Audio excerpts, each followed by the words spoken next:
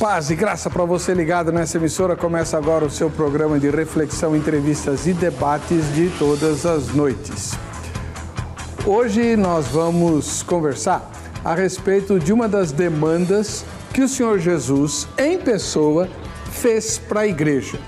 Quando ele escreveu as cartas lá para o Apocalipse, em uma das igrejas ele foi muito enfático. Ele disse que a igreja era morna e que por causa disso ele a iria vomitar da sua boca. Ele fez uma ameaça bastante severa, né? E ele ainda ressaltou, olha, eu preferia que você fosse uma igreja fria, né? Porque ou é frio ou é quente. Esse negócio de mornidão não é comigo, não dá, vou rejeitar, vou regurgitar. Pois muito bem, isso foi lá para a igreja de Laodiceia, tal, do primeiro século, vá lá. Mas esse texto está na Bíblia, no livro da Revelação. Aliás, o livro que tem exatamente esse nome, Livro da Revelação do Senhor Jesus.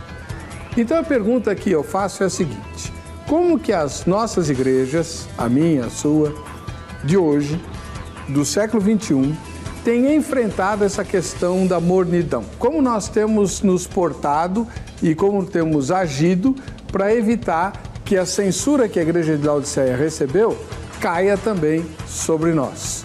O que temos feito? O que você observa na sua igreja, na sua comunidade, na sua família, enfim, entre os crentes que você conhece e que cercam você?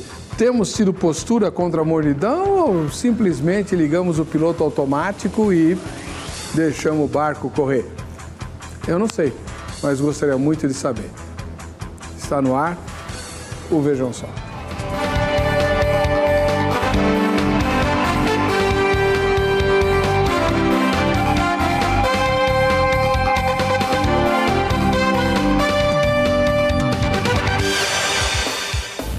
Olá, é com alegria que começamos mais essa edição do programa Vejam Só, um oferecimento da Academia Teológica da Graça de Deus, a Agrade. Ela vai te mandar um presente desde que você seja sorteado ao final dessa edição por ter votado na nossa enquete. Então vote lá, o endereço eletrônico é o vejamsó.com.br e a pesquisa que nós estamos fazendo hoje é das mais interessantes e o resultado vai interessar muita gente. Bom, hoje nós temos conosco, a produção se esmerou e trouxe um ministro de uma igreja bastante conservadora, até no nome, e outro de uma igreja bastante avivada, até no nome, né? Já que a gente vai falar de mornidão, como é que os conservadores históricos e tradicionais têm lidado com isso e como os avivados e pentecostais têm lidado com isso. O pastor reverendo José Paulo Broco é pastor da primeira igreja presbiteriana conservadora de São Paulo e professor no seminário presbiteriano conservador. Paz e graça, reverendo José Paulo, seja muito bem-vindo. Alegria minha estar aqui participando deste programa e esperando poder contribuir para a glória de Deus, nosso Pai. É a primeira vez que o senhor vem? É a primeira vez. Seja muito bem-vindo, uma boa estreia. Obrigado. Onde fica a primeira igreja presbiteriana conservadora, ex-segunda IPI de São Paulo? Ela fica na Rua Pedroso, número 351, no bairro Bela Vista, bem próximo daqui. Encostado ao centro, né? Encostado à Liberdade. Bem encostado, bem próximo à Liberdade. Muito obrigado pela presença, viu, irmão? Satisfação. E aproveitamos, né, para mandar um ósculo santo para o reverendo Wellerson, que é o diretor do Seminário Presbiteriano Conservador. Do outro lado, depois de uns 5 ou 6 anos que ele não vem, hoje ele veio, um irmão que eu admiro muito, o pastor Elmer Mendes. Ele é diretor do seminário e ministro da Igreja Evangélica Avivamento Bíblico, né, que é uma das igrejas pentecostais também bastante antigas aqui do Brasil. Seja muito bem-vindo, pastor Elmer, paz e graça. Por onde o senhor tem andado? Paz e graça, reverendo Heber. Bom, eu pensei que não era tanto tempo que eu não vim aqui, né? Mas tenho andado bastante e trabalhado bastante também a serviço da igreja. Para mim é um prazer estar aqui, né, com vocês. Voltar aqui e poder participar junto com o reverendo Paulo aqui com vocês. Alegria muito grande. Onde fica a igreja que o senhor está pastoreando? Estou pastoreando no acampamento bíblico de São João Clímaco, Rua Solemar, 642. Né? Se alguém estiver aí perto, quiser cultuar com a gente no domingo, 18 horas, né? Será bem-vindo. Muito obrigado pela presença do irmão. Prazer meu. Vamos ver a matéria que apresenta o tema que nós vamos discutir aqui no Vejam Só. Imagine só a seguinte situação. Uma igreja recebe uma carta. No remetente está escrito Jesus Cristo. Isso mesmo, você entendeu direito. Jesus, a fiel testemunha, o primogênito dos mortos e o soberano dos reis da terra é o autor da carta. Pois bem, a igreja de Laodiceia e outras 6 igrejas da Ásia tiveram essa experiência. Entre elogios, alertas e, por que não dizer, muita cobrança, destaque para a severidade das palavras contra a igreja de Laodiceia. O fato de Jesus não fazer nenhum elogio para essa igreja realmente chama muito a nossa atenção. Outro destaque fica por conta da crítica contra a mornidão. Problema esse que parece afetar e muito as igrejas do século XXI. Mas será que as igrejas contemporâneas têm feito algo para combater esse tipo de comportamento? Será que existe hoje uma preocupação contra a mornidão? O primeiro passo é a leitura do texto base da nossa discussão de hoje. Vamos até Apocalipse, capítulo 3, versículo de número 16. Assim, porque és morno e nem és quente nem frio, estou a ponto de vomitar-te da minha boca. A conclusão da maioria dos estudiosos bíblicos é que o texto faz uma referência muito clara ao comportamento espiritual do cristão. O alerta é que pior que ser um incrédulo frio é ser um crente morno. O exemplo do quente e frio é uma clara referência ao abastecimento de água da cidade de Laodiceia, que precisava ser feita por tubos, pois as fontes estavam longe da cidade. Por conta disso, quando a água chegava, estava morna e pouco potável, ou seja, péssima para o consumo. Essa água morna era um contraste muito grande com a cidade vizinha de Hierápolis, que possuía fontes térmicas medicinais, aquelas águas quentes, próprias para o alívio das dores de muitas doenças. Além disso, outra cidade vizinha, Colossos, era abastecida por uma fonte de água fria, vinda da montanha. Por isso, Cristo, em sua carta, pede que a igreja fosse refrescante, fria ou então quente e medicinalmente curativa. Fato é que a igreja de Laodiceia não estava oferecendo nem refrigério para o cansado espiritual, nem cura para o doente. Podemos fazer uma aplicação mais atualizada. Uma pessoa é morna quando existe um contraste entre aquilo que ela fala e o que ela realmente faz. Ser morno é ser cego quanto à sua verdadeira condição. Mas será que a igreja do século XXI tem se preocupado com isso? Ou essa diferença entre falar e fazer não é um problema em nossos dias? Como as igrejas do século XXI têm combatido a mornidão? Essa é a pergunta que o debate do Vejam Só de hoje irá responder. Mais uma vez o Vejam Só se debruça sobre um texto da Palavra de Deus, né? Uma carta ditada diretamente pelo Senhor Jesus à igreja de Laodiceia, e a gente faz a ponte para as nossas igrejas. A questão é a mornidão espiritual. Temos conosco o reverendo José Paulo Broco, professor de teologia e ministro da Igreja Presbiteriana Conservadora. No caso, ele pastoreia a primeira igreja conservadora aqui de São Paulo. Então, reverendo José Paulo, a Igreja Presbiteriana Conservadora tem quantos anos de vida? 76. 76. Ela nasceu justamente por uma preocupação com a fidelidade às Escrituras, é isso? Correto, exatamente. E vocês continuam fiéis? Pela graça de Deus, continuamos. Amém. Os nossos propósitos lá de 1940 continuam vivos. Por que o nome conservadora? É um nome que soa um pouco estranho hoje, né? Mas ela traz a ideia de conservar. E na época de 40, quando nós fomos organizados, a ideia era de conservar fiel à palavra de Deus, aos ensinamentos da palavra de Deus. Então, por isso é que nós somos chamados de presbiterianos conservadores, pelo desejo nosso de nos manter fiéis, nos conservar fiéis, conservarmos fiéis à palavra de Deus. E a teologia e a liturgia são também mais, como que eu vou dizer, mais tradicionais também. São tradicionais, mas não rígidas, assim, no sentido de proibido tudo, nada. Não. Como é que o irmão tem visto como professor de teologia, de uma denominação muito severa, né, com a doutrina, né, com o zelo, né, doutrinário bastante evidente desde a sua raiz, desde a sua história, essa questão da mornidão? Nós vemos como alguma coisa que preocupa muito. E nós só podemos compreender essa situação olhando historicamente já alguns problemas na própria história da igreja, né? No tempo do Antigo Testamento, a própria advertência de Jesus à igreja de Laodiceia, apontam para esses problemas que eles voltam a acontecer na história da igreja ao longo dos anos, né? Há um fato que me chama muita atenção do profeta Elias, lá no Monte Carmelo, né? Quando ele faz um desafio aos profetas de Baal para ver quem era Deus, na primeira vez o povo não responde absolutamente nada. Então, isso demonstra ali que o povo estava numa situação espiritual bem triste e bem lamentável para a época também, né?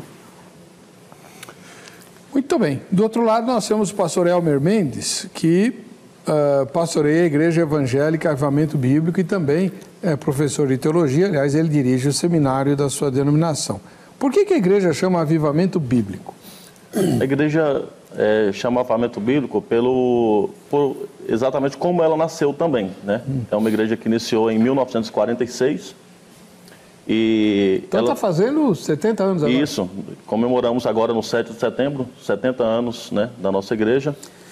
E a questão do avivamento vem da oração mesmo, né, do ardor no coração, ou do fervor na busca por Deus, naquela questão de buscar incessantemente a Deus em oração, e bíblico pelo estudo da Bíblia, porque a igreja nasceu com esses dois fundamentos, né? Os seus fundadores oraram e eles eram estudantes de teologia nesse período que iniciaram a igreja. Lá na Faculdade Metodista. Isso, ali no Rude Ramos, foi onde iniciou a igreja, ali no pátio da Universidade Metodista, que esses alunos se encontraram e a primeiro momento era um movimento de oração dentro da universidade. E posteriormente se tornou a Igreja Evangélica Avivamento Bíblico, mas tentando buscar esses dois fundamentos de uma igreja que ora e que estuda a Bíblia ao mesmo tempo. A Igreja Avivamento Bíblico faz parte do movimento wesleyano? Em seu ensino, em sua doutrina, ela tem um entendimento, né, de muitos argumentos de John Wesley. Ela não se define como arminiana, wesleyana ou qualquer outra nomenclatura que se tenha, mas em sua grande parte sim. O seu ensino é baseado nos argumentos de John Wesley. Eu pergunto isso porque eu sei que de vez em quando toda a família wesleyana se reúne em congresso e tal. Vocês fazem parte? Não fazemos. Deviam fazer, viu?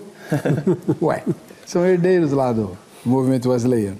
Pastor Elmer, como é que o irmão vê essa questão da mornidão hoje? A mornidão é um tema tão atual quanto antigo, né?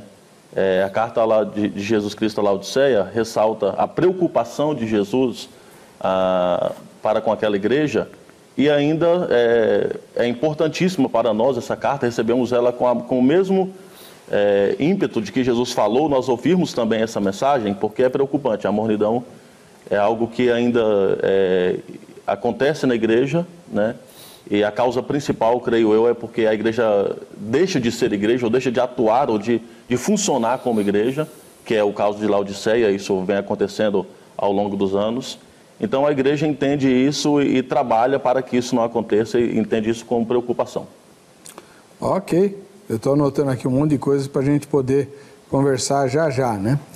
Mas agora é com você que eu quero falar. Aí na sua casa você acessa a nossa página na internet, o endereço eletrônico é o Vejam Só, e lá você vai encontrar uma pergunta, que é aquilo que a gente chama de enquete, né? Votando, você se habilita para os sorteios que a gente vai fazer hoje. Vamos lá, vamos à pergunta. Você considera a igreja que frequenta, quente, morna, fria, não frequento e não sei? Pior é que eu não posso responder não sei hoje, né? E também não posso responder não frequento. E aí? Melhor eu não responder, né? Responde você aí de casa, até porque eu não participo do sorteio, né? Aliás, uma grande injustiça. Você votando na enquete, põe a enquete de novo, a enquete de hoje é muito legal.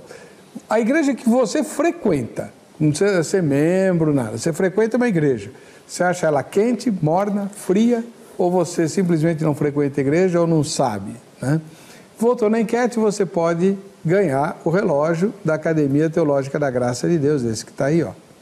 E a Academia Teológica da Graça de Deus também está aí, perto de você. Tem um endereço pertinho de onde você mora. No Brasil inteiro tem a grade, são quase 700 unidades. Todas elas, com o curso bíblico, para você estudar a Bíblia, né? Então pega o telefone e amanhã você liga para a grade. Amanhã é sábado, mas a grade funciona. 0 operadora 11 3115 0819. 3115 0819 em São Paulo. Fala com a Carla ou com as amigas dela que vão atender o telefone, todas muito simpáticas, gente, é uma delícia conversar com aquele pessoal da grade, se informa direitinho sobre o endereço perto de você, lá vai ter o curso bíblico. Mas além do curso bíblico, a grade tem uma infinidade de outros cursos também, até música tem, para instrumento de orquestra, por sinal. Tem inglês e espanhol para quem quer estudar pela Bíblia, né? Bíblia em inglês ou espanhol, é o livro de texto, tem teologia, pós-graduação em teologia, tem análise bíblica, escatologia, são cursos focados, né? Tem curso para obreiro, para evangelista, tem curso de capelania, tem um monte lá. Você se informa direitinho, tá bom? 3115 0819 em São Paulo. Muito bem. Reverendo José Paulo Broco, como é que o senhor responde à enquete em relação à sua igreja? Depende de como você vai entender o termo quente, eu responderei que minha igreja é quente. Como é que a gente deve entender o termo quente? Uma igreja que seja fiel à palavra de Deus, uma igreja que tenha disposição para viver o verdadeiro evangelho, uma igreja que não tenha vergonha de confessar Jesus Cristo como Senhor e Salvador. Se for entendido nesses termos assim, a igreja é quente. Os pentecostais entendem quente assim também? Na linguagem pentecostal, às vezes o quente ou o fogo, né, está muito relacionado, creio eu, mais à questão litúrgica, mais à questão do culto, daquele culto que geralmente... Alegria. Geralmente se fala o fogo caiu, né? Mas se pegar aqui esse texto, né, de Laodiceia para entender a Jesus, nós olhamos o frio com uma conotação ruim. E até pela apresentação do tema que foi passado aí, não dá para entender que o frio é ruim. Né? Jesus está dizendo, quem dera fosse quente ou frio. Né? É o morno que é ruim. Porque Jesus está usando ali algo que Laodiceia sabia muito bem do que se trata, da questão das águas, né? Hierápolis e Colossos, que é as cidades vizinhas, uma cidade de águas termais, de águas medicinais, a outra de águas refrescantes, um oásis, vamos dizer assim. Então Jesus está usando o termo frio e quente com boa conotação. Jesus está dizendo, quem deras fosse refrescante, fria, oferecesse algo bom, fosse quente, oferecesse, né, cura. Agora, você é morno, então você não tem nenhuma função, nem outra. Né? Agora, na linguagem do pentecostal, ele diria só que é quente. Ele não quer ser uma igreja fria. Mesmo que tenha uma conotação boa nessa passagem, de acordo com Jesus, né? O pentecostal não quer ser frio, ele quer ser quente. Então, pastor, então aí vamos lá. É que muitas vezes a impressão que eu tenho é que o frio e quente é assim, a igreja quente é a igreja alegre e a igreja fria é a igreja desanimada. Sim. Né? Agora, não dá a impressão que as nossas igrejas, que eu também sou da igreja presbiteriana, né? Às vezes ela passa uma impressão de desânimo, não passa? Passa, né? Passa quando você olha como que um culto, por exemplo, é conduzido. O que é mais importante num culto? Qual é a parte mais central de um culto? Ah, mas reverendo, não é só isso. Eu me lembro, até hoje a gente lida com isso, né? Tem que lutar contra isso, mas eu me lembro que a igreja da minha infância eram crentes muito bons. Eu tenho assim, uma saudade muito grande da qualidade daqueles crentes, né? Mas chegava no culto, o culto era sempre a mesma coisa. Primeira coisa era oração de invocação, lia-se um salmo, sempre um salmo, cantava-se um hino, fazia-se uma oração silenciosa para a confissão de pecados, cantava-se outro hino, aí mensagem, o hino final, bênção apostólica e recitação do credo apostólico, né? Que aliás é uma coisa que a gente perdeu, né? Então era bem assim. E tinha alguns hinos que eram muito assim. A gente era chamado de carneiro, né? Mestre, mestre. O cara que escreveu o hino não escreveu assim, mas a gente cantava desse jeito, não sei porquê. Eu acredito que o problema nesse sentido aí é exatamente de confundir o que é alguma coisa ou um culto verdadeiramente que mexa com a emoção sem apelar para o emocionalismo. Então, nós podemos cantar hinos, hinos ou cânticos, né? De uma maneira que verdadeiramente agrade a Deus, mas não levados pelo emocionalismo. Por exemplo, a gente lê uma passagem como essa aqui. É difícil a gente ler e não ficar pensando a respeito da razão da admoestação. Por que Jesus admoestou esta igreja aqui? Uhum. Então, esse conceito de quente, frio, de uma maneira muito genérica, a gente olha assim muito para a questão do que mexe com as emoções. Eu acho que o problema não é tanto esse. A liturgia da igreja que eu pastoreio, ela é tradicional, mas em momento algum ela é fria.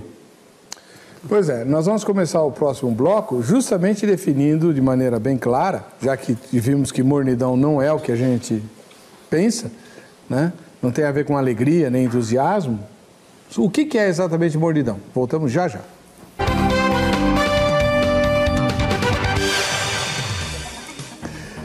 Ué, que tomada legal, hein? Poxa vida, a gente parece aqueles monumentos lá de Washington.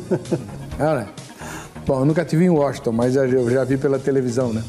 Bom, o tema de hoje tem a ver com mornidão. Jesus escreveu a igreja de Laodiceia e chacoalhou a igreja lá, dizendo que ela era uma igreja morna e tal. O que as nossas igrejas têm feito para evitar isso? Primeira coisa que vamos fazer é definir mornidão, né? Vamos lá. Nós temos aqui o reverendo José Paulo Broco e o pastor Elmer Mendes. O reverendo Broco é pastor da igreja presbiteriana conservadora e o pastor Elmer da igreja evangélica Avivamento Bíblico. Pastor Rocco, reverendo, se um crente pergunta na escola dominical para o senhor lá, que a gente ainda tem escola dominical, né? Eu não entendi, o que é mornidão? É o ar-condicionado da igreja mal regulado? Eu entendo que a questão de mornidão é exatamente aquela questão de uma pessoa que ela não tem uma posição de fato assumida em relação à fé em Cristo Jesus. É uma pessoa que, diríamos como é muito comum hoje, né? Um crente nominal. Então, é uma pessoa que não tem firmeza na palavra de Deus, não tem segurança em Deus, está mais preocupado em agradar as pessoas do que, na verdade, em agradar a Deus. Entendi. E para o pastor Elmer? Mornidão é aquela igreja que perdeu de fato a sua função, né? A igreja que talvez com o título de igreja, mas deixou de existir, de ser igreja. Ô, louco. Então, isso acontece quando Cristo, que é o centro da igreja, deixa de ser o centro da igreja. Então, a igreja passa a ter outras atividades, passa a ter um programa, passa a ter uma outra centralidade que não seja Cristo. Então, ali se tornou uma igreja morna. Essa semana circulou pela internet um texto de um pastor norte-americano sobre pragmatismo. Não sei se você chegou a ver o texto. Não. Está no site da Fiel, da editora Fiel. O senhor chegou a ver? Não vi. Justamente isso que você acabou de falar, pastor. Normalmente os pastores e líderes buscam o pragmatismo para fazer a igreja crescer, né? E ele chegou à conclusão de que esse é o grande veneno e tal. Infelizmente, essa é uma prática muito comum hoje, né? Igrejas que estão envolvidas nos seus programas, nos seus movimentos, nos seus eventos, para chamar a atenção, para ter pessoas, mas de fato deixou de ser igreja e ali, caracteristicamente, é uma igreja morna. Mas qual o problema de você ter gente? A igreja de Jerusalém tinha 3 mil pessoas que se converteram só no primeiro dia? Sim, também não acredito que seja o problema de ter pessoas, né? O problema é você promover algo só para ter pessoas e não para promover o evangelho. Ah, bom, então, mas aí é distorcer o evangelho. Sim. Então, uma igreja morna é uma igreja que distorce o evangelho. O senhor falou de crentes nominais, né? Talvez uma palavra moderna que defina mornidão no nível individual seja a indiferença. Também. O crente indiferente, que é o que mais me irrita hoje.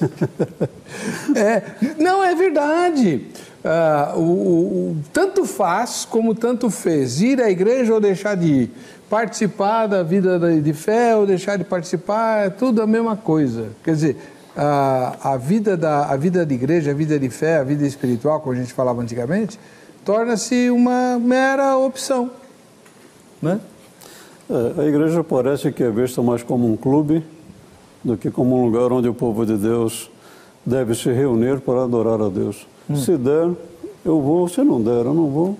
E está tudo bem. Sem problema. Então, uma das coisas que eu gostaria que os crentes perguntassem para si mesmos, né, é a seguinte: quando por alguma razão eu deixo de participar de uma atividade da igreja, aquilo me afeta, aquilo me incomoda? Deveria incomodar, pastor? Eu creio que quando o crente deixa de participar da comunhão da igreja ou deixa de congregar, deveria sim se sentir incomodado, né? Porque há orientação clara na Bíblia a respeito de se congregar, de estabelecer igreja, que ninguém é igreja sozinho. Hoje nós temos um grupo de pessoas grande no Brasil, né, que estão dizendo: você é igreja na minha casa, e vou orar lá na minha casa, e não se tem a comunhão. E aí se quebra o princípio do corpo de Cristo, né, que é bem claramente esclarecido ali por Jesus e pelo Novo Testamento. Então deveria sim se preocupar quando alguém diz assim: olha, eu não vou congregar mais. Eu creio que ele tem que repensar essa posição. E quando ele falta à toa? Lá na minha igreja tem um monte de gente que falta à toa. Na minha forma de ver, à toa. Você vai perguntar, sempre tem um motivo. Mas qual é? Estava chovendo. O que mais me irrita, é que quem falta no culto quando chove, que nem domingo está previsto chuva, no fim da tarde, bem na hora do culto, né? Os crentes que vão de ônibus não faltam. Faltam os crentes que têm carro. Isso é que me deixa doido. Mas estava chovendo. Uai! Eu creio nisso, né? São pessoas que de fato não têm compromisso com Deus. Nem com a obra dele. Né? Nem com a obra dele. Nem com a obra dele. É complicado. Eu só faria a seguinte colocação. A pessoa fala que alega, né, que não foi à igreja porque estava chovendo no domingo. Mas se na segunda de manhã cair um toró, vai trabalhar. Vai. A não ser que seja então, chefe, né? As pessoas têm medo do que pode acontecer com o seu emprego, uma série de coisas assim, mas esquece da justiça de Deus nesse aspecto. Verdade. Bom, nós perguntamos sobre o tema de hoje lá na Creitolândia. Vamos ver aqui quais foram as respostas que o Zeca obteve. Eu acho que não tem feito muita coisa, né? No meu pensar, né? Pode até ser que alguém esteja fazendo. Mas a igreja se modificou bastante, né? Ela mudou bastante. Parece até que está meia paralela com o mundo. Parece, né? Mas cada um é cada um, né? Eu acho que depende da igreja. A gente é da Assembleia, né? Nosso ministério, ele é meio grande, Ministério de Perus. Eu não vou ser hipócrita ao ponto de falar que a minha igreja não tem pecado. Eu acho que cada igreja ela tem o seu. São muitas denominações, mas eu acho que em questão de Deus, ele não gosta de nada morno, né? Ou você é quente, ou você é frio, ou você não é nada. Eu acho que a igreja, hoje em dia, depende da igreja. Tem uma igreja que tem uma comunhão muito forte, então ela consegue fazer com que aquilo que está morno se aproxime mais, que tenha mais comunhão. Porém, tem aquela igreja que ela não tem esse dom de todo mundo se aproximar, pelo fato de ter muita gente com muito ego, muito orgulho dentro da igreja, então não consegue fazer as pessoas se aproximarem. Acho que depende muito da denominação. Na minha opinião, a igreja tem que fazer é amar. É amar acima de tudo, que as pessoas muitas das vezes estão mornas dentro da igreja por falta de amor do próximo, do irmão, e eles acabam se esfriando na fé. Existe um contexto na história de Laodiceia que causou esse enjoo em Deus, que era uma água morna, era um culto morno que as pessoas faziam, que causou essa náusea em Deus. Então, eu acho, na minha opinião, que a pessoa tem que amar o próximo como a si mesmo para poder a pessoa sair de cima do muro.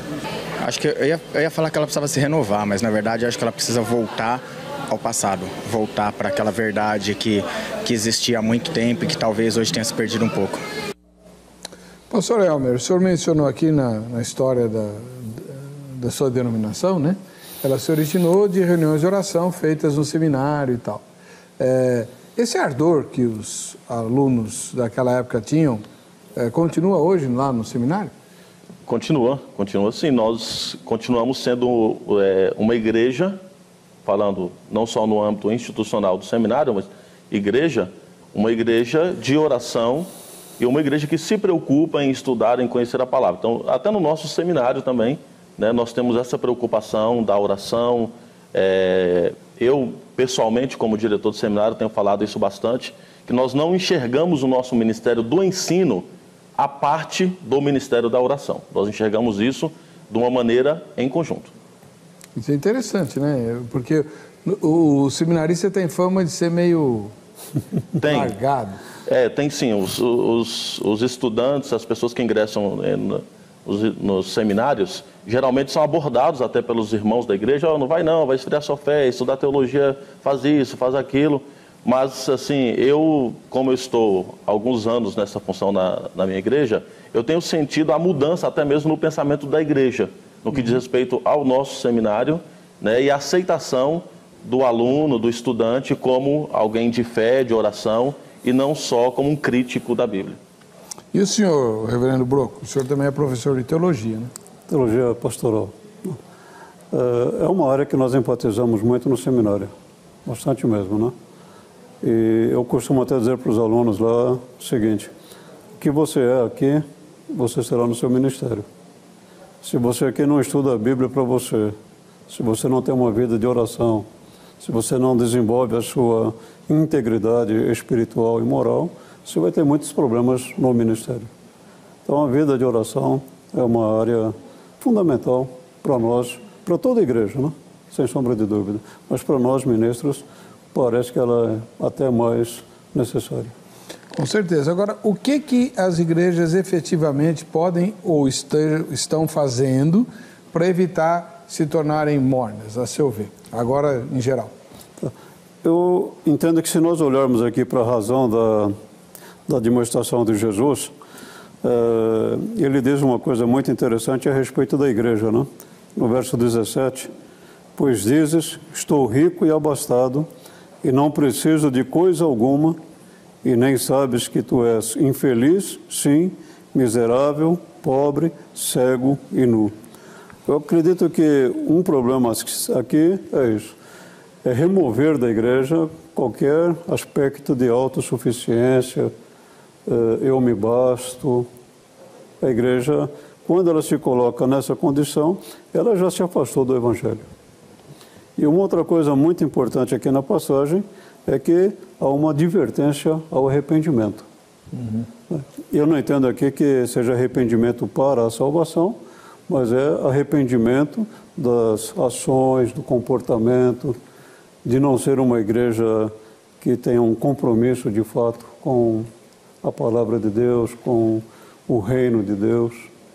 Então, a igreja precisa ser levada ao arrependimento, e nesse caso aí, quem tem que trabalhar nesse aspecto somos nós, pastores, que temos a responsabilidade da pregação da palavra de Deus, principalmente.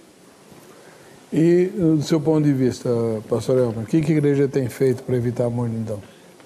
Inclusive, eu vou até continuar aqui a leitura do reverendo Paulo, concordando aqui que a igreja, de fato, deve combater a soberba, o orgulho, esse sentimento de autossuficiência. A igreja do século XXI parece muito com Laodiceia, né? Se tornou uma igreja, talvez como aqui ele está dizendo, né? Dizes, rico sou, estou enriquecido. Aí, o versículo 18, Jesus então dá o conselho: aconselho-te que de mim compres ouro refinado no fogo, para que te enriqueças, e vestes brancas, para que te vistas, e não seja manifesta a vergonha da tua nudez, e colírio. Jesus usa aqui também uma outra palavra bem que Laodiceia sabia muito bem, porque Laodiceia é considerado ali um centro oftalmológico, vamos dizer assim, um centro de tratamento dos olhos. Eles vendiam um remédio lá, e Jesus usa esse recurso também para dar mais clareza à mensagem para aquela igreja, né? Para que não seja manifesta a vergonha da tua nudez, e colírio para ungir os teus olhos, a fim de que vejais. Eu repreendo e castigo todos quanto amo. Então, a igreja deve combater a mornidão aceitando a repreensão de Cristo, aceitando o amor de Cristo, que é o Senhor da igreja, né? Nós não podemos entender que somos os donos da igreja, como talvez muitos tenham se portado nesse tempo. A igreja já tem um dono, e esse dono da igreja é Jesus. E sendo ele o dono da igreja, é importante que nós ouçamos o que ele nos aconselha, a questão da pureza, da humildade, a questão de atuar como uma igreja de fato que cumpre, né, a sua missão, que é a missão de Deus, mas foi outorgada, nós fomos colocados como instrumentos dessa missão. Então, creio que a igreja deve combater a mornidão desta maneira, com humildade, com simplicidade, reconhecendo a sua função, reconhecendo que Jesus Cristo é o dono, é o Senhor da igreja, ouvindo a repreensão, recebendo o amor e amando a sociedade, a comunidade onde está inserida. Vamos lá. O reverendo José Paulo, o pastor Elmer usou a palavra simplicidade. Essa é uma palavra que já foi muito cara aos cristãos do passado, inclusive de outras tradições, como a ordem franciscana, que se baseia assim, de forma bastante estrita, né, na simplicidade absoluta e tal, no desapego, né? Mas é uma palavra que não tem absolutamente nada a ver com a cultura do século XXI. Se há alguma coisa que a cultura do século XXI não faz, é promover o desapego, né? Não. E é lamentável, né? Porque quando a igreja é chamada a viver a simplicidade, é uma exortação a viver dentro dos princípios, né, que Deus nos deu. Não é o problema de condenar, por exemplo, a riqueza em si, né? Mas é uma advertência que, para servir a Jesus, nós temos que nos desapegar de todas as coisas. Mas o rico não desapega fácil, não. O rico crente, o rico temente a Deus se desapega. Assim como às vezes pessoas não ricas, elas não se desapegam daquilo pouco que têm. Então a questão toda é a convicção realmente de quem é o Senhor da nossa vida. Quando nós temos essa convicção, como Jesus aqui, por exemplo, ele usa uma palavra que eu acho muito interessante aqui, né? No verso 19, eu repreendo e disciplino a quantos amo, é uma exortação para mostrar isso. aqueles que ele ama e que o amam, a condição financeira não vai interferir.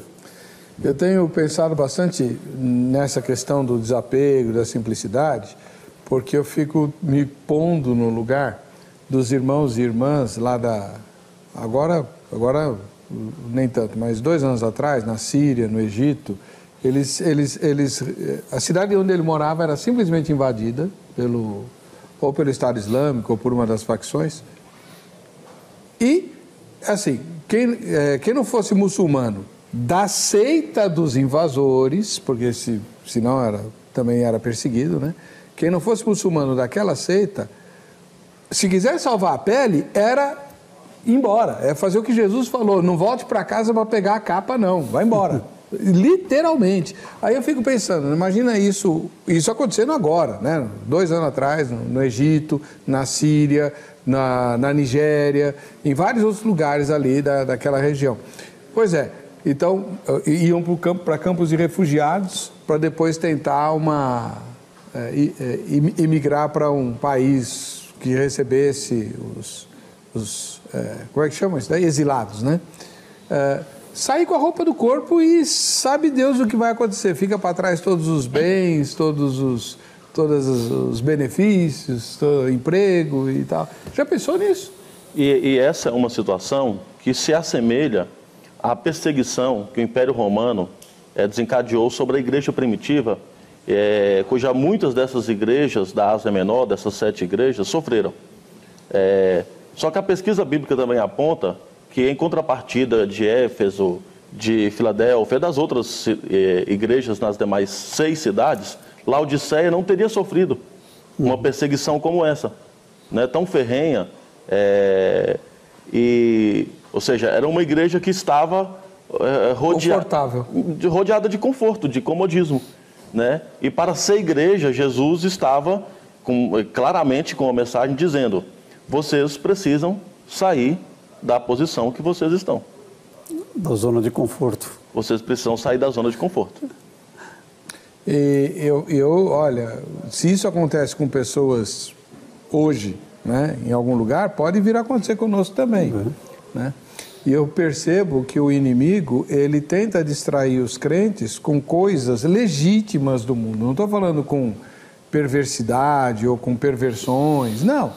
Ele tenta distrair os filhos de Deus com coisas legítimas desse mundo para que eles se apeguem a essas coisas e titubeiem na hora de abrir mão delas, né? E essa mensagem, como eu disse, Laodiceia parece muito com a igreja do século XXI, né? É uma igreja acomodada. Eu tive um professor de teologia que ele falava de história, né, da igreja, que ele falava comigo assim: poxa, como eu gostaria de viver a época da perseguição da igreja, de viver para ver, né? Aí eu, como aluno ali, novato, eu falava: eu não gostaria muito de viver esse tempo, não. Não gosto muito de fogueira, leão. Mas o comodismo, ele não precisa vir uma perseguição para nos tirar do comodismo. É bom esclarecer isso também, né? Mas o avivamento tira. Sim, sim.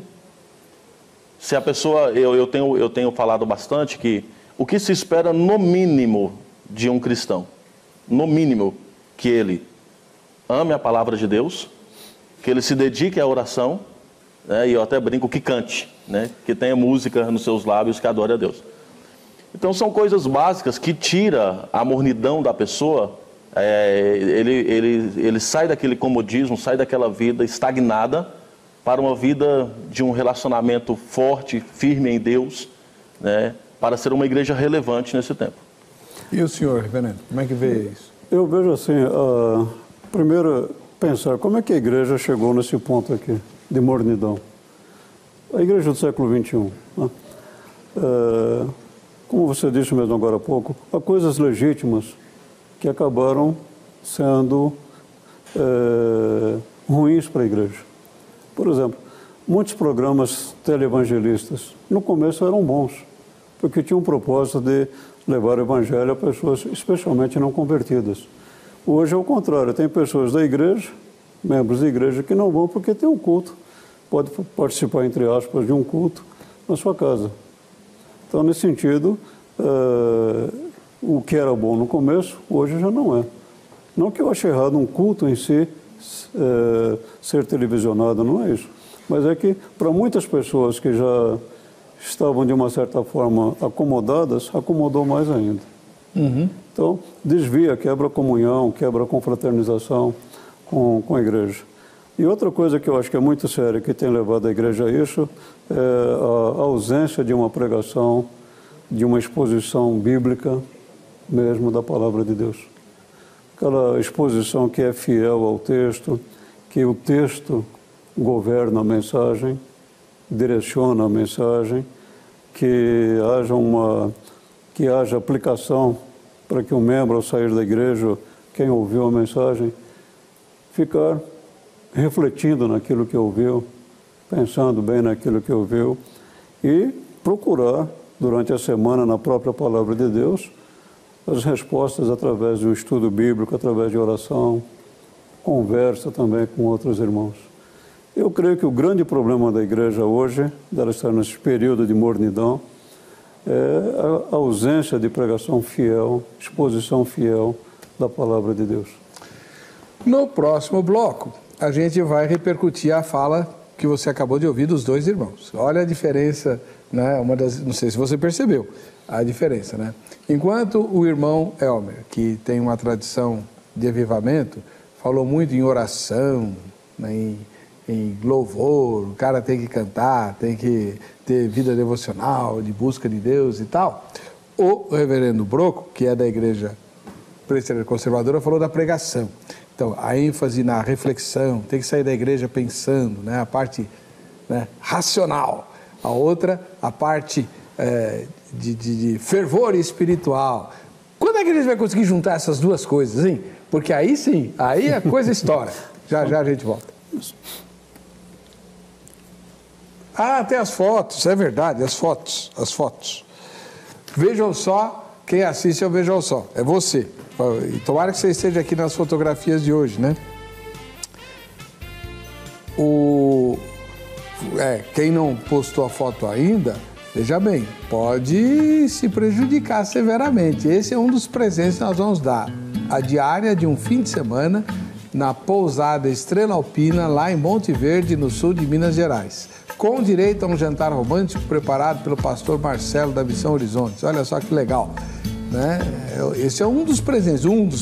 O outro presente é a enciclopédia Assuntos Teológicos, né? Uma enciclopédia preparada pelo pastor Janierson Oliveira, que de vez em quando você vê aqui no programa, Estudos de Teologia.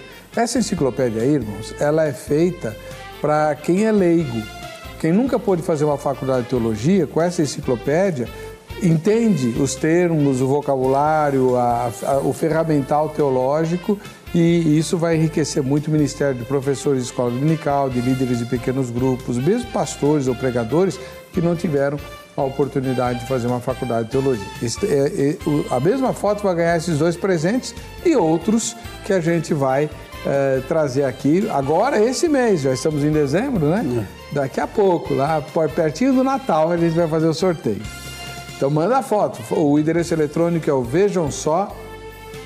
facebook.com/programa Vejam Só. E nessa foto aí, que vem lá de Piraí, no Rio de Janeiro, nós temos o Josué Furtado de Freitas. E quem bateu a foto para ele foi a Vilma, que não aparece porque ela estava atrás da câmera, né? Então, um ósculo santo aí para você, Vilma, e também para o Josué e a todo o povo de Piraí, no Rio de Janeiro. A segunda fotografia vem lá do Mato Grosso do Sul. Em Três Lagoas, nós temos o Juvenal Moreira. Valeu, Juvenal. Obrigado pela sua audiência. Em Mato Grosso do Sul, acho que é 1 hora para trás, né? Fica menos tarde para assistir ao programa. Legal. Em Parnaíba, lá no Piauí, olha só, nós temos a Maria Luísa e a Leonília Alves. A Leonília é a mãe, né, da Maria Luísa. 2 gerações aí assistindo ao programa. Eu acho que essa foto é de ontem, não é não? Eu acho que é, hein? Acho que é de ontem. Maria Luísa e a Leonília Alves, de Parnaíba, no Piauí. Não conheço o Piauí ainda, um ósculo santo para vocês. Que cidade bonita, olha só, chama-se Céu Azul, no Paraná. Não sabia que havia um lugar chamado Céu Azul. De vez em quando eu critico os nomes dos lugares aqui, que tem em cada lugar no Brasil, né? Mas esse é lindo, olha, Céu Azul, no Paraná, lá mora o Marcos Pereira. Valeu, Marcão. Parabéns pelo lugar que você mora e também por assistir ao Vejam Só, um ósculo santo, que Deus te abençoe.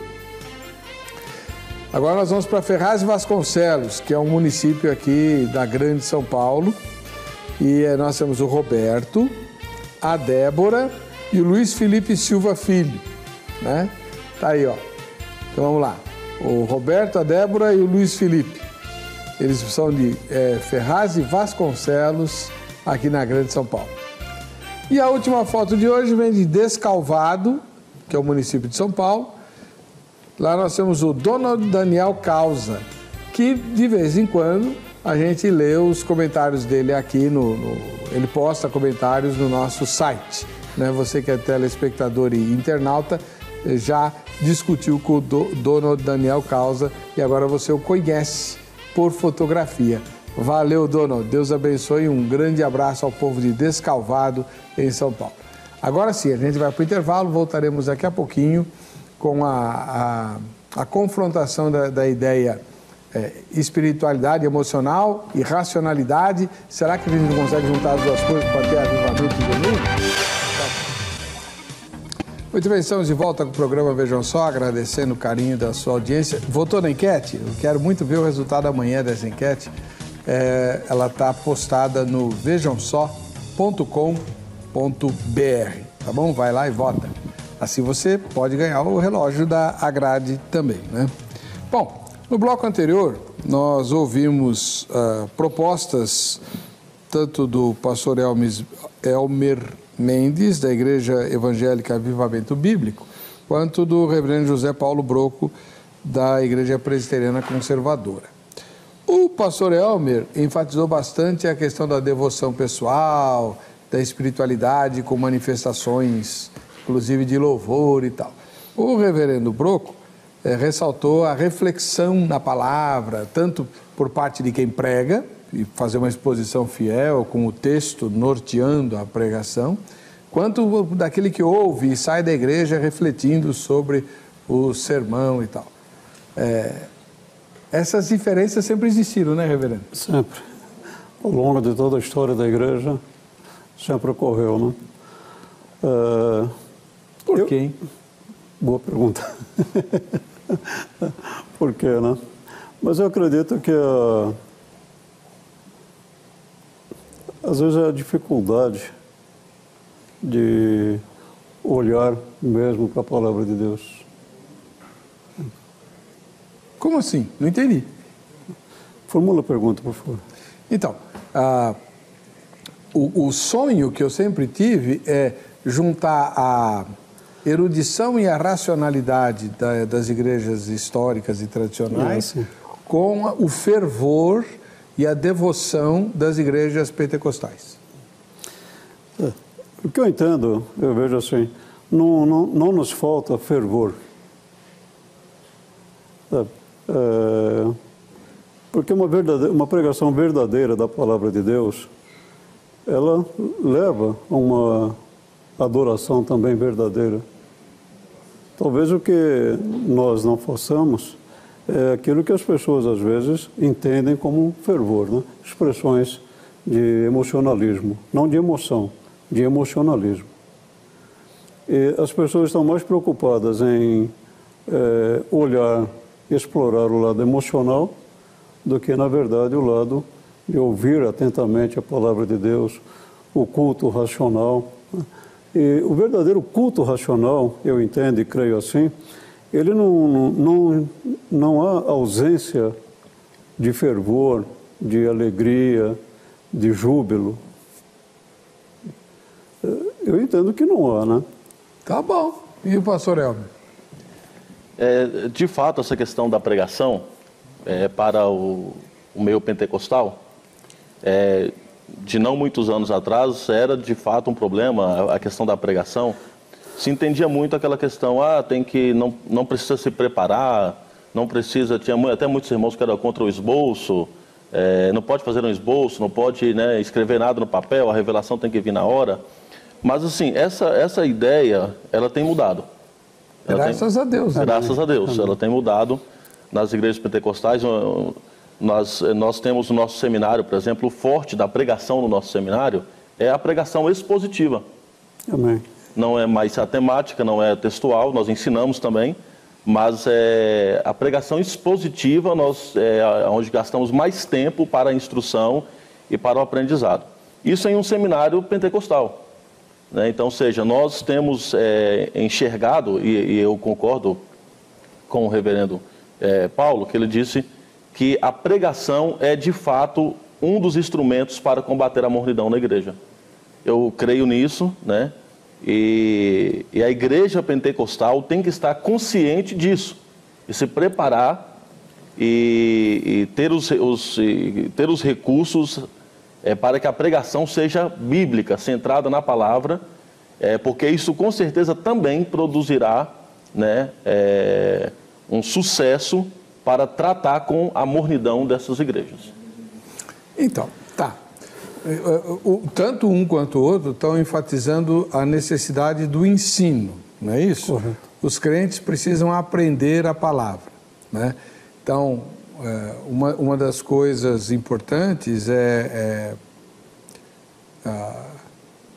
estudar aquilo que Deus colocou na Bíblia. Por isso que as igrejas históricas têm escola dominical, lá também, né? Temos todo domingo, 9 horas da manhã. Então, escola dominical, que é um dos departamentos mais desprestigiados da igreja, infelizmente.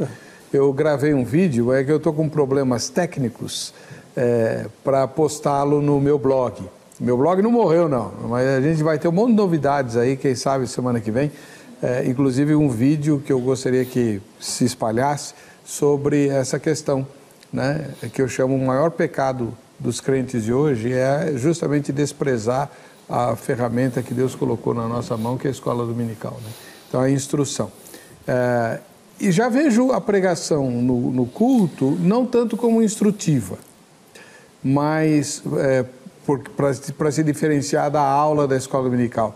Mas a pregação tem que ser uma exortação, exortação no sentido não só de correção, mas de impulsionar a pessoa a praticar aquilo que está sendo ensinado na palavra. Por isso a necessidade de eloquência, da homilética e aquelas coisas todas que a gente valoriza tanto na igreja histórica. O que os pentecostais chamam de unção. Correto. Né? Não tem que ter isso? Tem, precisa, né? Cada pregador tem o seu estilo. Você não pode imitar alguém porque alguém tem um estilo que chame a atenção. Mas se alguém não tem um estilo bem adequado, próprio, ele pode melhorar o seu estilo. Uhum. Agora, é muito importante ele aprender uma coisa, né? Eu acho muito interessante pensar assim. O pregador, ele precisa aprender a trabalhar a seguinte ideia: é o texto que governa a mensagem. Eu não posso preparar uma mensagem com ela pronta na minha cabeça e procurar um texto. Sim, claro. Eu creio que esse é um problema dos púlpitos hoje. A gente não faz a leitura do texto para poder pregar bem. Então a gente quer pregar de uma forma assim muito genérica. Mas aí não tem o que ensinar. Mas Então, não ensina. Aí foge ao propósito do ensino. Da pregação. Né? Então, pastor Elmer, você não usou ainda o termo unção. O que é unção? Unção... Você não gosta da palavra? Eu não a uso muito, assim, não é algo muito do meu vocabulário mesmo. Mas a unção dentro do entendimento da igreja pentecostal está relacionado a uma capacitação. Aquilo que ele recebe de Deus para realizar. Né? Então, ele foi ungido, ou foi capacitado, ou foi separado, e ele está, apto para exercer, né, aquilo na qual Deus ungiu ou capacitou. né?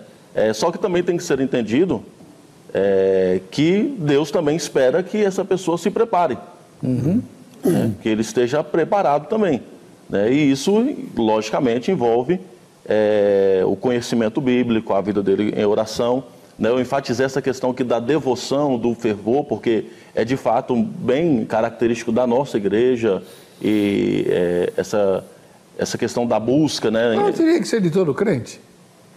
Sim, de todo cristão. Esse ânimo em buscar aquilo que é de Deus, né? Da renovação, porque faltando isso também, cai na mornidão. Então, vamos pegar um exemplo, né? Vou usar o exemplo da minha experiência, da minha igreja. Você convoca o povo para um louvorzão. Você tem um público de X pessoas. Convoca o povo para uma reunião de oração. Você tem o mesmo público? Não. Na igreja pentecostal até tem. Tem, verdade. É que eles não fazem só reunião de oração, nem só louvorzão. É tudo... Eu fui uma vigília uma vez aqui na Igreja da Graça, 19 anos atrás, né? Misericórdia. Olha, vou te contar, viu? Não tem como ficar com sono ali. Porque e tal, e ora, e prega, e pula, e canta, e não sei o quê, né? E assim, ó.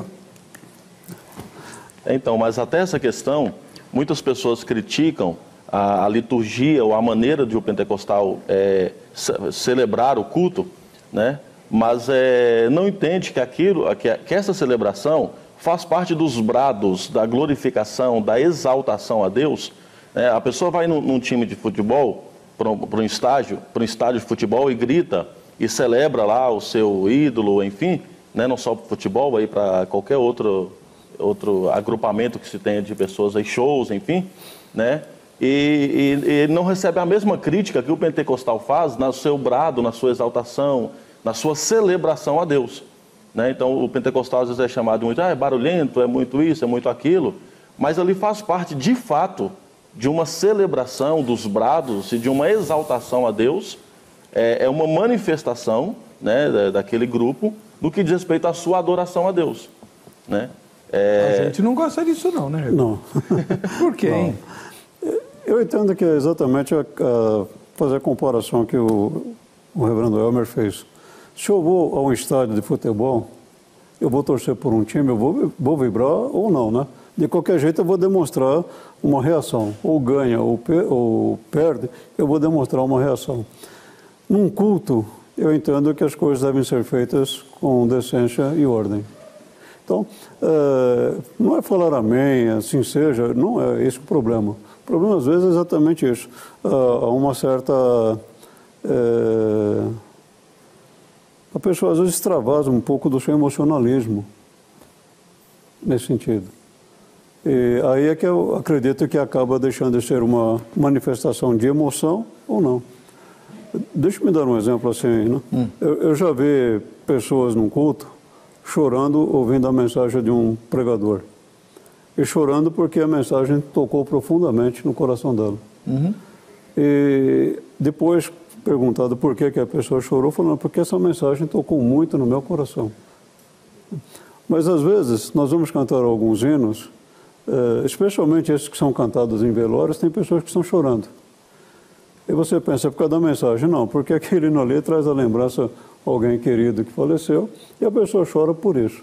Então, reverendo, uma das coisas que sempre me incomodou na minha trajetória presbiteriana é por que a gente dá tão pouco valor e espaço para a emoção? A emoção não faz parte da vida? Faz, e nós damos. Damos nada. Não. Na minha igreja a gente procura dar.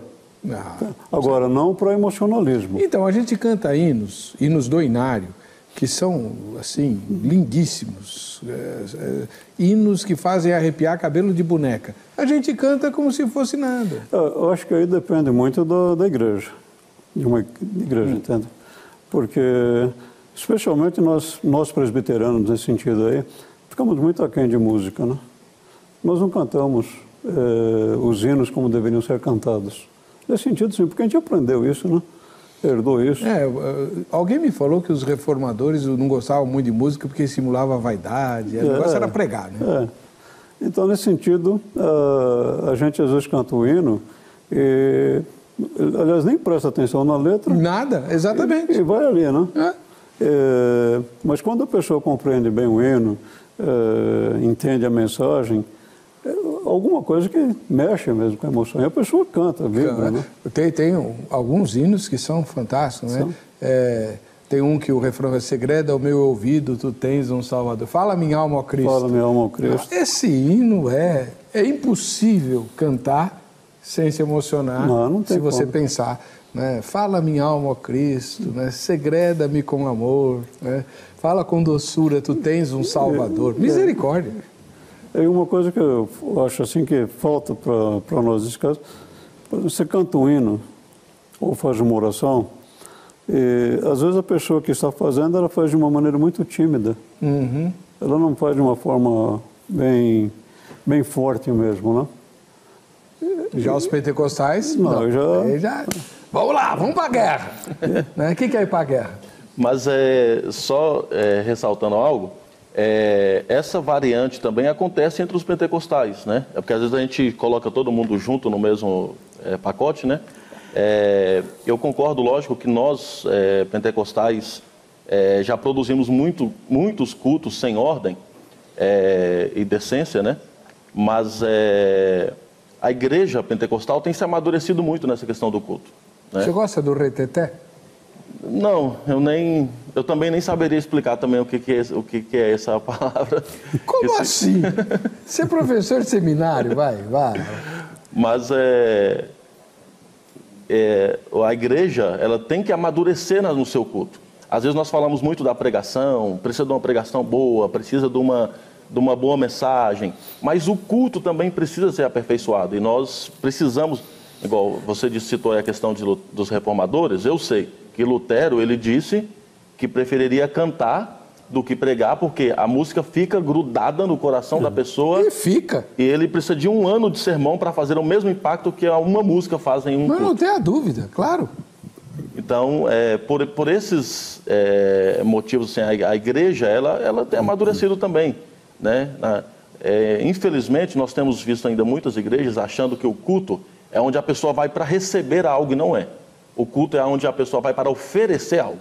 Exato. Você procura a palavra culto, pode ser, não precisa ser dicionário bíblico, vai lá no Aurélio, está lá, homenagem. Prestar uma homenagem. Então, você vai para o culto, você vai para homenagear a Deus. Você não está ali para receber a sua bênção. Se você vai receber outra coisa.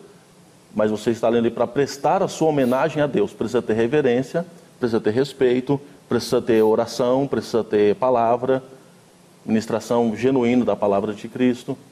E é algo que a gente precisa amadurecer. Foi bom você ter falado isso. Eu me lembro que quando eu frequentava uma igreja avivada, lá em São João Clímaco, lá pertinho de onde você está agora, cantava-se uma música horrível. Logo no início do culto. Eu venho buscar uma bênção. Pois é. Jesus tem bênção para dar. Conhece? Conheço. Cantava lá? Sim. Então, na abertura do culto, tá errado, não tá? Está errado, porque para o culto nós vamos para oferecer, para homenagear a Deus. A igreja se reúne para prestar adoração a Deus. Se vai ser abençoado ou não, é uma outra situação. Mas Jesus tem bênção para dar, não tem, reverendo? Jesus tem bênção para dar, não tem? Também, né? A gente tem que ser abençoado quando vai ao culto, ou não? Nós somos abençoados, né? Somos, né? Nós vamos para adorar, mas Deus responde à nossa adoração nos abençoando. Uhum. O prazer de ouvir a palavra dele, o prazer de cantar louvores a Deus, oração, apresentarmos as nossas ofertas, comunhão, confraternização, são bênçãos maravilhosas, né? Não resta nenhuma dúvida. Agora, o pastor Elmer falou uma coisa no primeiro bloco que a gente precisa retomar e fechar. O que é uma igreja que deixa de ser igreja? Essa afirmativa está baseada, inclusive, no que Jesus disse para a igreja de Laodiceia, né? Você ficou ali morna, você deixou de ser o frescor, a água fresca, o frio, você deixou de ser as águas medicinais, a água quente.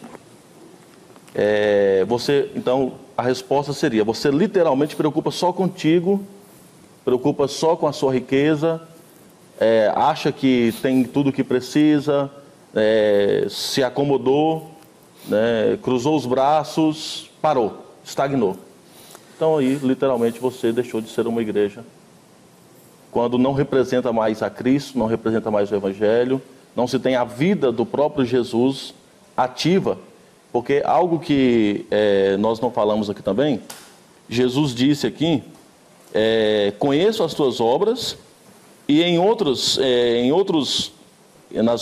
cartas também ele disse, né, eu sou aquele que anda por meio de vocês, eu estou no meio de vocês, né?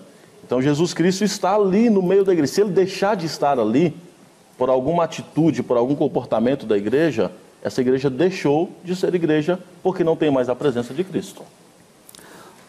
Eu diria que a igreja ela perde a sua característica, perde aquilo que realmente deveria marcá-la.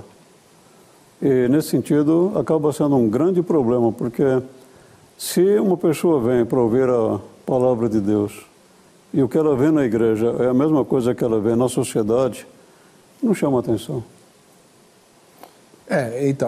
Mas como é que a gente diferencia a igreja da sociedade? Porque essa fala é complicada.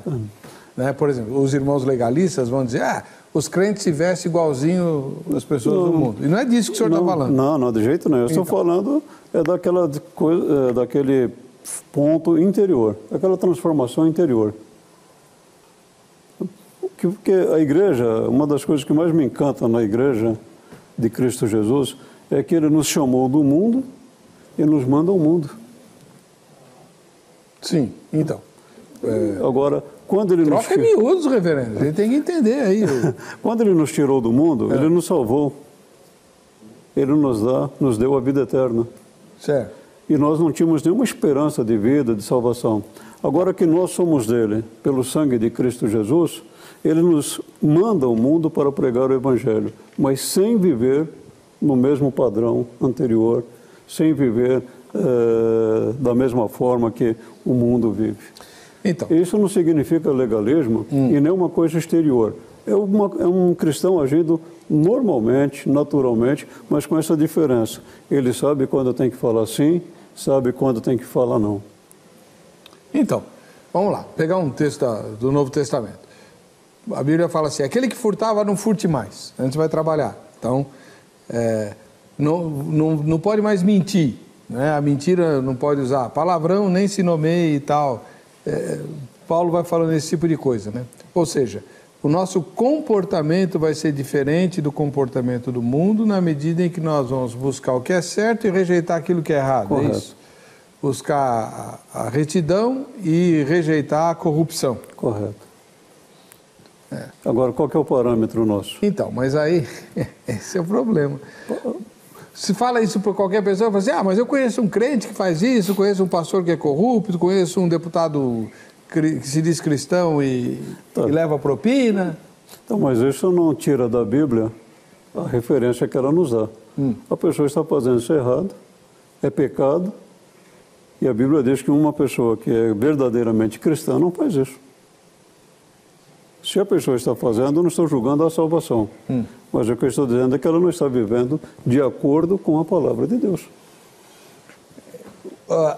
Quando a igreja do Avivamento nasceu, o Avivamento Bíblico nasceu, era fácil distinguir os crentes muito. Até pela indumentária. Hoje é mais complicado. Ou a igreja ainda tem usos e costumes, pastor? Aquela tradição do início, né, se perdeu, né? Você identifica lá o cristão pela roupa que ele veste, né? Essa identidade ou essa identificação, ela não existe mais. Ela tem agora que ser feita através do testemunho que a pessoa vive, da sua prática, né? De como ela se comporta, né? E eu até diria assim, diretamente ao nosso telespectador, viu, Heber, que nós pensamos muito na igreja institucional, mas a reflexão também que eles devem fazer também, qual que é a centralidade da minha vida? Porque, é instituição ou é Jesus? Porque se a centralidade da minha vida não for Cristo, eu sou uma igreja morna. Verdade. Bom, Hoje é dia do Vejam Só Que Coisa. Não sei o que o Zeca preparou aí para nos fazer rir um pouquinho. Vamos lá. Para você que acompanha o Vejam Só de hoje, chegou aquela hora da informação, das notícias mais malucas do mundo. Na verdade, olha, nem adianta você ficar procurando, porque é apenas aqui no Vejam Só que você consegue encontrar. Então vamos direto ao assunto. Para quem pensa que assalto acontece apenas no Brasil, vejam só que coisa. Ladrão rouba persiana enorme e esconde por baixo da roupa na Inglaterra. Olha, calma que vamos tentar explicar tudo direitinho, se é que isso tem alguma explicação. Segundo as autoridades de Northampton, o ladrão ocultou a persiana por baixo de uma perna da calça e na parte de trás de sua jaqueta. A polícia divulgou fotos do ladrão que roubou a persiana em questão de uma loja e a escondeu por baixo da roupa. Observe aí nas imagens que a persiana era tão grande que ficava acima da cabeça do suspeito, mostrando, obviamente, que ele escondia algo. O ladrão atrapalhado colocou a persiana por baixo de uma perna de uma das calças e ela subia pela parte de trás da sua jaqueta. Mesmo assim, todo atrapalhado e com a persiana praticamente toda à mostra, o ladrão conseguiu sair da loja tranquilamente. Meu amigo, depois dizem que esse tipo de coisa acontece só no Brasil. Agora, contribua você também com uma história bem maluca para o Vejam Só Que Coisa. Ainda não sabe como? Não acredito, né? Vou tentar te explicar. Entre no nosso Facebook. Não sabe o endereço? Coloca o endereço aí na tela. Pronto. Deixe lá a sua participação para o nosso quadro. Tá todo mundo pronto para voltarmos ao debate? Bom, então eu vou ficar por aqui, mas logo estaremos de volta. Um abraço e até a próxima. Onde foi que aconteceu aquilo lá, hein? Inglaterra, né? Inglaterra? Foi Portugal, não? Sei lá. Bom, enfim, não sei onde foi. Tá aí.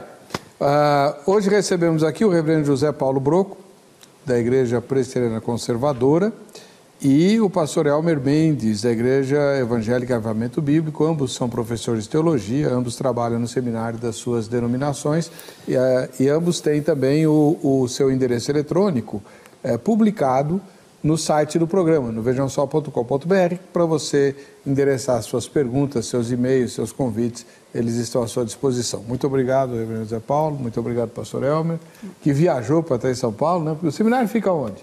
Cidade de Ribeirão Pires, Estrada Sapopemba, 4289. E o seminário Presbiteriano Conservador? Riacho Grande, quilômetro 29 da Biancheta. Muito bem. Para você que fica com a gente, que fica com essa emissora, a paz de Jesus, e quem ganhou o relógio foi José Ribeiro Júnior, de Pindamonhangaba, aqui no estado de São Paulo. Valeu, até a grade aí, hein? A gente se vê no próximo Vejam Só.